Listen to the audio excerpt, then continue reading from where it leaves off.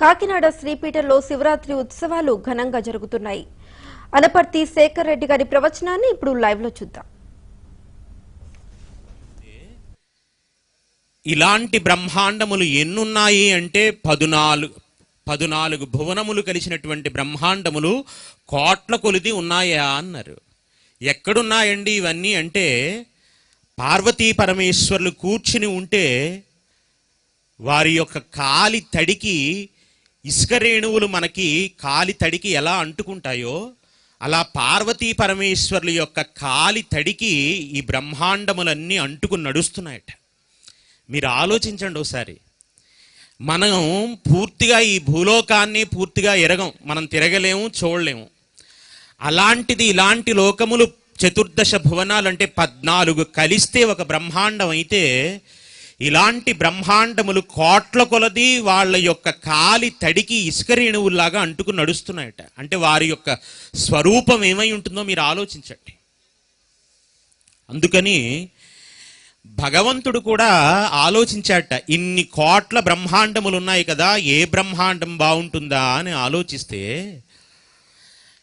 ఏ బ్రహ్మాండంలో అయితే భారతదేశం ఉంటుందో ఆ బ్రహ్మాండమే బాగుంటుంది అని చెప్పారు. ఎందుకని అంటే ఇంకా మీరు అతల వితల సుతల రసాతల తలాతల లోకాలలో ఎక్కడ వెతికినా, పాతాళంలో వెతికినా భారతదేశం ఉండదండి. ఒక్క భూలోకంలో మాత్రమే భారతదేశం ఉంటుంది. ఏమిటండి భారతదేశం యొక్క గొప్పతనము అంటే మీరు బాగా గుర్తుపెట్టుకోండి. రామాయణంలో భరతుడు ఉన్నాడు కాబట్టి దీనికి భారతదేశం అని పేరు రావడం కాదు, లేదా పురాణ వాంగ్మయంలో జడాభరతుడు అనేటువంటి వాడు ఉన్నాడు కాబట్టి దానివల్ల దీనికి భారతదేశం అని పేరు రాలేదు. మరి ఎందుకు ఈ భారతదేశానికి ఇంత ప్రత్యేకత, ఇంత గొప్పతనము అంటే పూజ్య పరిపూర్ణానంద సరస్వతి స్వామి వారు అన్నారు, భా అంటే కాంతి. అందుకే చూడండి సూర్య భగవానునికి ఒక పేరు భాస్కర అని, కాంతి పుంజం. భా అంటే కాంతి. ఆ కాంతి దేన్ని సూచిస్తోంది అంటే జ్ఞానానికి సంకేతమే వెలుగు. అందుకే మనం చూడండి పూజ చేస్తే దీపారాధన చేసి ప్రారంభం చేస్తాం. వెలుగు దేన్ని సూచిస్తోంది అంటే కాంతిని సూచిస్తోంది, ఆ జ్ఞానాన్ని సూచిస్తోంది. కాబట్టి భా అంటే అన్ని జ్ఞానాల కన్నా గొప్పదేంటో తెలుసా? ఆత్మజ్ఞానమే.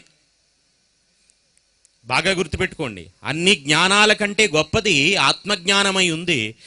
ఆ ఆత్మజ్ఞానాన్ని భా అన్న అక్షరంతో సూచిస్తోందండి. భారతదేశంలో ఉన్న ఒక్క పదం, ఆ మాట, ఆ అక్షరం భా అంటే ఆత్మజ్ఞానాన్ని, రా అంటే రమింపచేసి, తా అంటే తరింపచేసేవాడెవరో వాడు భారతదేశంలో పుట్టినటువంటి మహాత్ముడు అని పిలిచారు.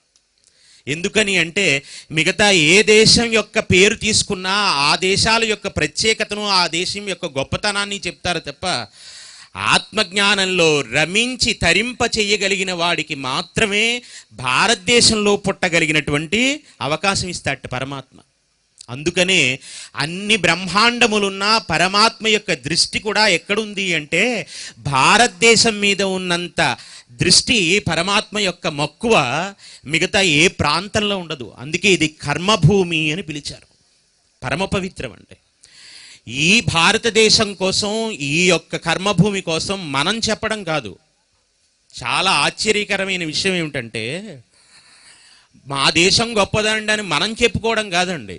ఒకానొక సమయంలో ఈ భారతదేశంలో ఒక సిద్ధాంతాన్ని పరివ్యాప్తం చేయడం కోసమని అమెరికాలో బైబిల్ చదువుకున్నటువంటి ఒక క్రైస్తవుడు, ఒక మత గురువు ఇక్కడ బైబిల్ని బాగా ప్రచారం చేద్దామని మొట్టమొదట విమానాశ్రయంలో దిగుతున్నాడు ఆయన. భారతదేశం రావడం ఇదే మొట్టమొదటిసారి. కాబట్టి ఈ భారతదేశంలో అడుగు పెట్టేటప్పుడట, ఆయన పేరు కూడా చెప్తాను, ఫోక్ జాన్ ఫాల్ 2 అనేటువంటి ఒక విదేశీయుడు మొట్టమొదటిసారి భారతదేశంలో అడుగు పెడుతూ ఆ విమానాశ్రయంలో నుంచి, ఆ ల్యాడర్ మీద నుంచి కిందకి దిగుతూ అందరూ మామూలుగా దిగి వెళ్ళిపోతున్నారు. ఈయన ఏం చేస్తున్నాడు అంటే ఒక 2 అడుగులు వేసిన తరువాత మోకాళ్ళ మీద కిందకి వంగాట.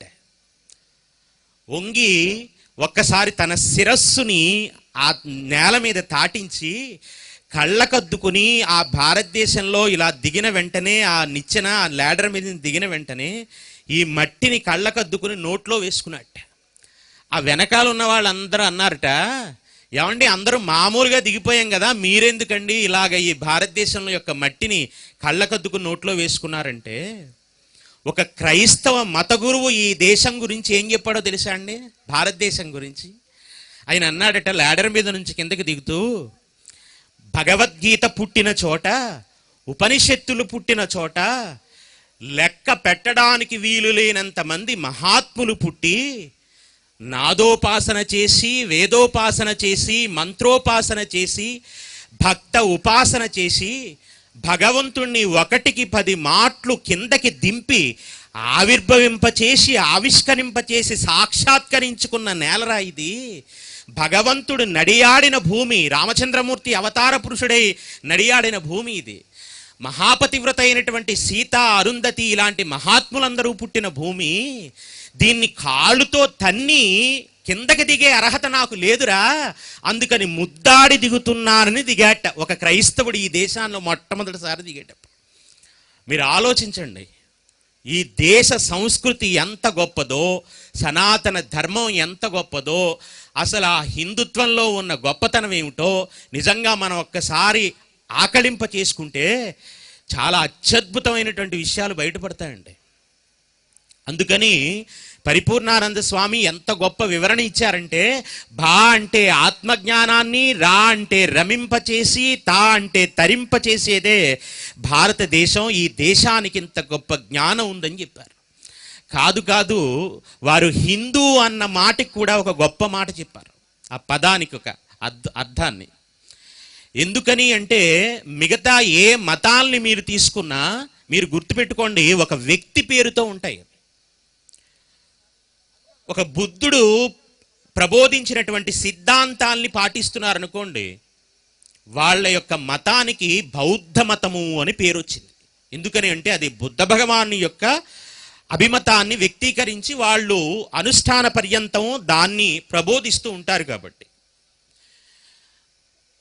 ఒక మహమ్మద్ ప్రవక్త చేసినటువంటి సూక్తుల్ని జీవితంలో అన్వయం చేసుకుంటూ ఉంటే వాళ్ళని మహమ్మదీయులు అని పిలిచారు. ఒక క్రీస్తు చెప్తున్నటువంటి నీతి సూత్రాల్ని తన జీవితంలో అనుష్ఠాన పర్యంతంలోకి తెచ్చుకుని నడుస్తున్న వాళ్ళని క్రైస్తవులు అని పిలిచారు. ఒక జైనుడు చేసినటువంటి ప్రబోధాన్ని అనుష్ఠాన పర్యంతంలో చేస్తే వాళ్ళు జైనులు అని పిలిచారు. మరి ఇలా అందరి మతాలకి ఒక వ్యక్తి పేరుతో ప్రారంభం ఉంది కదా, మరి హిందూ సనాతన ధర్మం అంటున్నారు, ఇది వ్యక్తి పేరా? కాదు. పూజ్య పరిపూర్ణానంద సరస్వతి స్వామి వారు అన్నారు, హిం అంటే పాపము, ధూ అంటే దూషయతి ఖండయతి, ఇది హిందూ అన్నారు. ఎవడు పాపాన్ని ఖండించి దూషిస్తున్నాడో, పాపం జోలికి వెళ్లకుండా ఉన్నాడో, అసలు పాపం చెయ్యాలన్న తలంపే తనలోకి రానివ్వకుండా తన యొక్క నిత్యానుష్ఠానాన్ని కొనసాగిస్తున్నాడో అలాంటి వాడురా హిందూ అంటే. కాబట్టి ఇది మతం కాదు, వ్యక్తి యొక్క అభిమతాలలోంచి వస్తున్నవేవైతే ఉన్నాయో అవన్నీ మతాలు. ఇది వ్యక్తి నుంచి పుట్టింది కాదండి, ఇది ఒక మహాశక్తి నుంచి వచ్చినటువంటి తత్వం. అందుకే దీనికి వ్యక్తి పేరు ఉండదు, హిందూ సనాతన ధర్మం అన్న పేరు గుర్తుపెట్టుకోండి. అందుకే ఇది మతం కాదు. కొంతమంది వ్యక్తుల యొక్క అభిమతాల్లోంచి వస్తే అది మతాలు. ఒక మహాశక్తి, ఒక తత్వాన్ని బయటకు తీసుకొస్తున్నటువంటి ఒక మహాశక్తిలో నుంచి ఉద్భవించినదేముందో అది హిందూ సనాతన ధర్మం. అందుకే సనాతనం అంటే ఎవరికి పేరో తెలుసా అండి? ఈ ధర్మానికి సనాతనం అని పేరు, పార్వతీ పరమేశ్వర్లకి సనాతనులని పేరు. రుక్మిణీదేవి భాగవతంలో ఒక మాట చెప్తోంది, నమ్మితి నామనంబున సనాతనులైన ఉమామహేశులన్ అని ప్రార్థించింది ఆవిడ ప్రార్థన మొదలెడుతూ. నేను ఎవరిని నమ్మానో తెలుసా? నమ్మితి నామనంబున సనాతనులైన ఉమామహేశులన్, మేము ఆది దంపతులను మీరు భజింతు గదమ్మ, దయాంబురాశివి గదమ్మ, దయన్ వీక్షించుమమ్మ, నిన్ను నమ్మిన వారికెన్నటికి నాశనం లేదు గదా ఈశ్వరి అని 1కి 10 మాటలు ఆ తల్లి సనాతన సనాతన అన్న పదాన్ని ఉపయోగించింది. అంటే ఈ లోకంలో ఎవరు సనాతనులు? పార్వతీ పరమేశ్వరులే సనాతనులు. ఎందుకని అంటే కాళిదాస మహాకవి అంటాడు, వాగద్ధావివ సంపృక్తం వాగద్ధ ప్రతిభక్తయే జగతత్పితరౌ వందే పార్వతీ పరమేశ్వరౌ. ఈ లోకానికి ఆది దంపతులు ఎవరు అంటే పార్వతీ పరమేశ్వరులు. ఈ సృష్టి ఎప్పుడుంది? పార్వతీ పరమేశ్వరులు ఎప్పుడున్నారు అంటే ఎవరు చెప్పగలిగిన వాళ్ళు లేరు. పార్వతీ పరమేశ్వరుల యొక్క జననాన్ని చెప్పడం ఎలా సాధ్యం కాదో, సనాతన ధర్మం ఎప్పుడు పుట్టిందో ఎవ్వరికీ చెప్పడం సాధ్యం కాదు. వారెంత సనాతనులో ఈ ధర్మం కూడా అంత సనాతనమైంది. మీరు గుర్తుపెట్టుకోండి. కాబట్టి ఇది ఏమన్నారు? హిందూ సనాతన ధర్మం అన్నారు. ఈ మాట అంత గొప్పదండి. అందుకనే ఈ సనాతన ధర్మంలో 5 ఉపాసనా యోగ్యమైనటువంటి దేవతల్ని సాక్షాత్తు శంకరాచార్యులే నిర్ణయం చేశారండి. ఎందుకని అంటే 33 కోట్ల మంది దేవతలు ఉన్నారు. ఇంతమంది మనకి ముక్కోటి ఏకాదశిని చేస్తున్నాం కదా, మరి ఇంతమంది దేవతలు ఉన్నారు. ఇంతమంది దేవతల్ని ఉపాసన చేయాలంటే మన శక్తి సామర్థ్యాలు సరిపోతాయా అంటే, అందుకని ఆరాధన యోగ్యమైనటువంటి 5 దేవతల్ని జగద్గురువులైన శంకరాచార్యులు నిర్ణయం చేశారండి. వారెవరో తెలుసా? ఆదిత్యాం. మొట్టమొదట గుర్తుపెట్టుకోండి, సనాతన ధర్మం ఏం చెప్తోందో మొట్టమొదటి నమస్కారం ఎవరికి చేయమని చెప్తోందో ప్రారంభం చేశారు. ఆదిత్యాం అన్నారు. అంటే ఎవరు? సూర్య భగవానుడు. సూర్య భగవాని యొక్క ఆరాధనతో మన నిత్యకృత్యాలన్నీ ప్రారంభం కావాలి. మీరు పూజా మందిరంలో ఎంత పూజ చేశారు, ఎన్ని అష్టోత్తరాలు చదువుతున్నారు, ఇది కాదండి. మొట్టమొదట స్నానానంతరం మీరు ఖచ్చితంగా పొడిబట్ట కట్టుకుని ఉదయం 7 గంటల లోపులో సూర్య నమస్కారం చేయాలి. సూర్య నమస్కారం మేము చేస్తున్నామండి అని 10ంటికి నమస్కారం చేయడం కాదు. ఉదయం 7 గంటల లోపులో స్నానం చేసి పొడిబట్ట కట్టుకున్న వెంటనే ఆయన ఎదురుగుండా నిలబడి 3 దోసిళ్ళ నీళ్లు ఆయనకి ఇలా అర్ఘ్యం ఇచ్చి ఓం సవిత్రే నమః అన్న మంత్రోచ్చరణ చేసి, తండ్రి బ్రహ్మ విష్ణు మహేశ్వరులు 3 నీ స్వరూపమై ఉన్నారు. నువ్వే ఉదయం బ్రహ్మస్వరూపం, మధ్యాహ్నం మహేశ్వరం, సంజాయ సదా విష్ణు త్రిమూర్తించ దివాకరం అని వస్తే ఆ పద్యం చెప్పి, లేదా రాకపోతే ఓం సవిత్రే నమః అని సూర్య భగవానికి నమస్కారం చేయమని చెప్పింది. అందుకని ఈ పూజా విధిలో గణపతి యొక్క పూజ బయట చేస్తున్న స్నానానంతరం చేస్తున్న ఆరాధన మాత్రం సూర్య భగవానుడితో ప్రారంభం కావాలి. ఇది సనాతన ధర్మం చెప్తున్నటువంటి మాట, నా మాట కాదు. అందుకని 4 గంటల నుంచి 5 గంటల లోపల చేసే స్నానం యొక్క ఫలం ఎలా మారుతుందో 7 గంటల తరువాత చేస్తున్న సూర్య నమస్కార ఫలం కూడా అలాగే మారిపోతుందండి. పూర్ణ ఫలితం రాదు.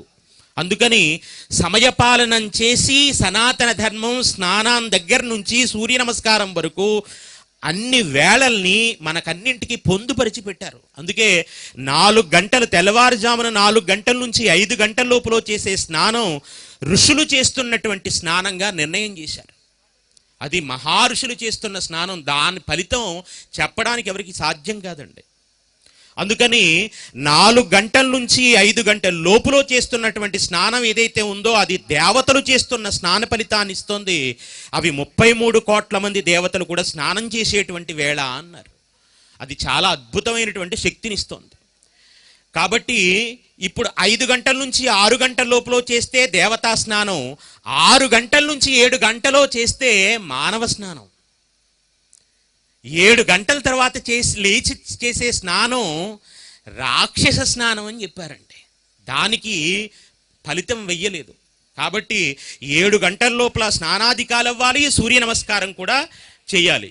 కాబట్టి ఇంత గొప్ప స్థితిని సనాతన ధర్మం ఆవిష్కరించింది. కాబట్టి ఇప్పుడు ఆదిత్యాం తరువాత వెంటనే ఏం చెప్పారంటే అంబికాం, విష్ణుం, గణనాథం, మహేశ్వరం, పంచదేవాన్ స్మరే నిత్యం పూజయే పాపనాశనం. ఆరాధన యోగ్యమైనటువంటి దేవతల్ని 5గురిని నిర్ణయం చేసి అందులో మొట్టమొదటి సూర్య భగవానుణ్ణి, తరువాత మనకి పూజా కార్యక్రమంలో గణపతిని, తరువాత అమ్మవారిని, తరువాత పరమేశ్వరుణ్ణి, తర్వాత శ్రీ మహావిష్ణువుని, ఈ 5గురిని ఉపాసనా యోగ్యమైనటువంటి దేవతల కింద నిర్ణయం చేశారు. అందుకే మీరు దక్షిణాయనం నుంచి తీసుకుంటే మన పండగల్ని భాద్రపద శుద్ధ చవితి రోజున ప్రారంభం అవుతోందండి మనకి పండగలు. ఏమిటి 9 రాత్రులు గణపతి నవరాత్రులని చేస్తారు. ఆ వెంటనే ఆశ్వేజ మాసం వస్తోంది, అమ్మవారికి 9 నవరాత్రులు, శారదా నవరాత్రులు అన్న పేరుతో అమ్మవారిని ఉపాసన చేస్తారు. ఆ తరువాత వెంటనే కార్తీక మాసం వస్తోంది, ఆ మాసం అంతా పరమేశ్వరుని యొక్క ఆరాధన. ఆ తరువాత మార్గశీర్షం వస్తోంది, మాసానాం మార్గశీర్షోహం అని భగవద్గీతలో చెప్పాడు ఆయన.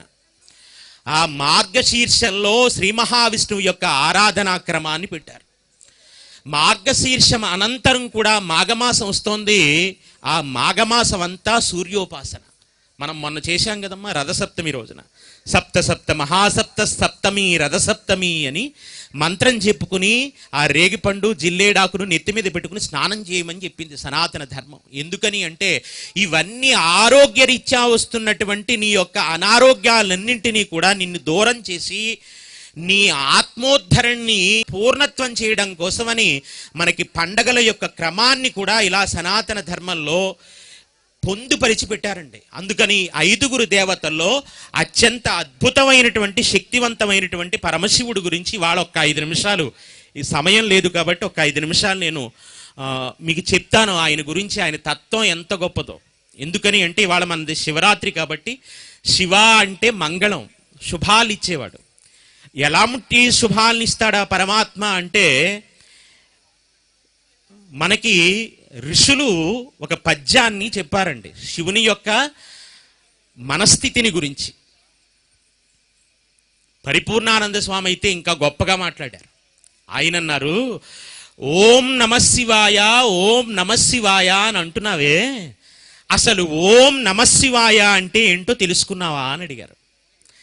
అంటే స్వామివారు అన్నారు, నమశివాయ అన్న మంత్రంలో నా అన్న అక్షరం చేత నభము ఆకాశతత్వాన్ని, మా అన్న అక్షరం చేత మరుత్తు అంటే గాలి, షి అన్న అక్షరం చేత శికి అగ్ని, వా అన్న అక్షరం చేత వారి నీటిని, యా అన్న అక్షరం చేత పృథివిని, కాబట్టి ఆ పృథివీ తత్వాన్ని అంటే ఆ భూమిని కూడా ఉపాసన చేస్తే, ఇప్పుడు నమశివాయ అంటే అర్థం శివుడు కాదండి. నా అంటే ఆకాశతత్వాన్ని, మా అంటే వాయుతత్వాన్ని, అలాగే శి అంటే అగ్నితత్వాన్ని, వారి అంటే నీటి తత్వాన్ని, యా అంటే పృథివీ తత్వాన్ని, ఈ పంచభూతాలని విశదీకరిస్తోంది. ఇప్పుడు నమశివాయ అంటే శివుడు కాదు, నమశివాయ కంటే ముందేముంది? ఓం ఉంది కదా. ఆ ఓం ఈ సృష్టికి మూలాధారం, ఆ ప్రణవమే శివుడు అని చెప్పారు. ఎందుకని అంటే పంచభూతాల కంటే ముందున్నది, పంచభూతాల కంటే అతీతమైనది ఏవైతే ఉందో ఆ ఓం ముందే అదే శివుడు అన్నారు. అందుకే నమశివాయ నమశివాయ నమశివాయ అంటే శివుడు కాదు, ఓం నమశివాయ అంటే శివుడు. ఎందుకని అంటే ఈ పంచభూతాలని అధిష్ఠించి కూర్చున్నాడు, ఈ పంచభూతాల్ని నియంత్రిస్తున్నాడని గుర్తు. అందుకే ఆయనే నా అంటే ఆకాశతత్వంలో చిదంబర ఆకాశతత్వంతో చిదంబరంలో వేచి ఉన్నాడు ఆయన. అలాగే మా అంటే మరుత్తు వాయుతత్వంతో శ్రీకాళహస్తిలో ఉన్నాడు. అలాగే షి అంటే అగ్నితత్వంతో మనకి అరుణాచలేశ్వరుడిగా ఉన్నాడు. వా అంటే నీటి తత్వంతో జంబుకేశ్వరంలో జలలింగంగా ఉన్నాడు. యా అంటే పృథివీ తత్వంతో కంచిలో ఆయనే సుందరేశ్వరుడిగా ఉన్నాడు. కాబట్టి ఇప్పుడు ఈ పంచభూతాలకి ఆ అతీతమైనటువంటి స్థితి ఓం కాబట్టి ఆ ఓంకారాన్ని ప్రణవస్వరూపంగా భావన చేసి అది శివుడు అని మనకి పరిపూర్ణానంద స్వామివారి వారి యొక్క దివ్య సందేశంలో అనేక మార్లు మనకి చెప్పారు. సమయం లేదు కాబట్టి మళ్ళీ ఎప్పుడైనా కలుసుకున్నప్పుడు ఆ శివుని యొక్క తత్వం గురించి అనేక సార్లు మళ్ళీ మనం ప్రస్తావన చేసుకున్నాం. గత 15 ఏళ్ళుగా శివరాత్రి ఈ స్టేజ్ నేను మీకు అనేక విషయాలు నేను ప్రస్తావన చేశాను కాబట్టి ఈ అవకాశాన్ని ఇచ్చినటువంటి స్వామి పూజ్య పరిపూర్ణానంద సరస్వతి స్వామి వారి యొక్క శ్రీచరణాలకి మరొక్కసారి మనోవాక్కాయ కర్మలతో నమస్కరిస్తూ స్వస్తి. స్వస్తి శ్రీ ప్రజాభ్య పరిపాలయంతాం న్యాయేన మార్గేణ మహీమహీసం గోబ్రాహ్మణాముచ్చు సోమచ్చు నిత్యం లోకా సమస్త సుఖినో భవంతు. స్వస్తి.